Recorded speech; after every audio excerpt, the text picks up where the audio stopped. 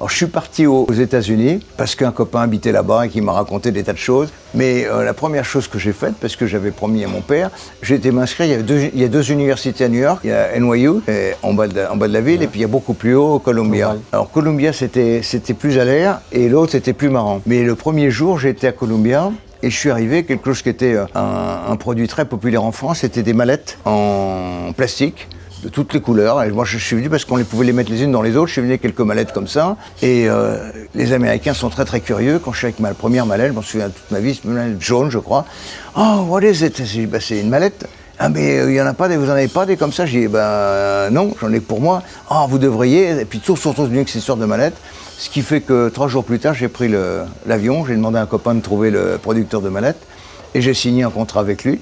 Et très rapidement plus tard, parce que les mallettes sont très légères, elles fait venir par avion. Alors j'ai loué un entrepôt, j'ai mis les mallettes, et comme j'avais l'expérience de faire vendre par des lycéens français, je me suis dit on va prendre la main-d'œuvre la plus appropriée. J'ai demandé aux autres étudiants, si vos mallettes le plaisent, vous venez, vous les payez et vous les revendez plus cher. 3 mois plus tard, j'avais gagné plus d'argent que mon prof d'économie, donc je pensais que j'étais plus malin, à tort, parce que j'aurais mieux fait de continuer mes études, mais ça s'est arrêté là.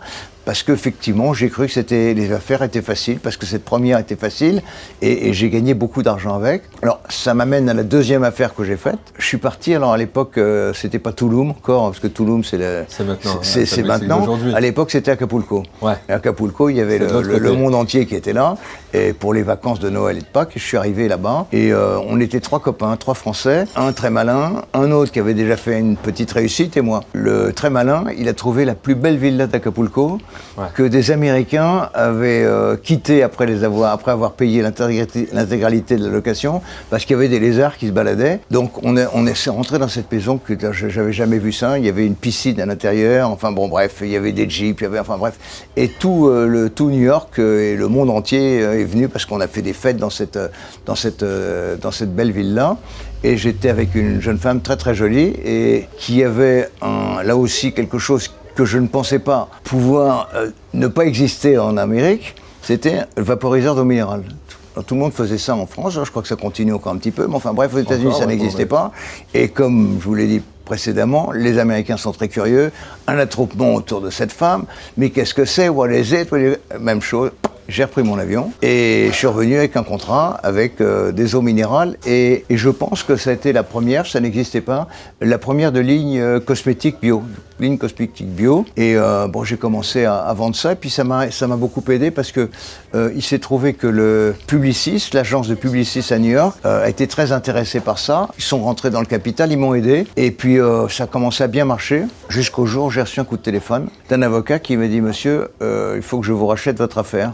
Je dis « Ah bon, pourquoi ?» Il me dit « Venez, vous le saurez ». Et je suis venu, il m'a expliqué que l'affaire que j'avais faite, je l'avais faite avec une filiale de L'Oréal et que le président de cette filiale avait signé ce contrat sans savoir qu'il n'avait pas le droit de signer le contrat puisque tous les produits L'Oréal étaient vendus par une filiale qui s'appelle Cosmer. Et il m'a dit « Je suis obligé de vous racheter votre affaire parce que légalement, en tout cas, compte tenu de la façon de faire chez nous, vous ne pouvez pas faire ça et si vous ne me vendez pas cette affaire, de toute façon, ça sera arrêté. » Alors je dis « Écoutez, je veux bien la vendre, combien ?» Il m'a dit un chiffre. Alors ça, j'avais un petit peu compris l'histoire. Ça, on m'avait bien expliqué. Quand on disait un chiffre, j'ai multiplié par 2 ou 3, de façon à arriver à une moyenne. Alors j'ai multiplié par 3, on est arrivé à multiplier par 2, et ça faisait quand même un petit peu d'argent. Voilà. En tout cas, ça faisait presque 2 millions. Enfin, il faut savoir que si j'avais été malin, avec 2 millions de dollars à l'époque, on parle de ça, on est dans les années 70, je pouvais acheter tout le bloc ici et vivre toute ma vie sans travailler. Mais c'est pas exactement ce qui s'est passé, parce que quand on est à 25 ans avec beaucoup d'argent et pas l'expérience d'un homme de 50, on fait pas les choses qu'on devrait faire. En tout cas, moi j'ai toujours j'étais toujours dans le business, mais avec trop tendre, trop romantique. Et l'envie de profiter aussi. Ouais. Et à 25 ans, quand on est multimillionnaire, qu'est-ce qu'on fait?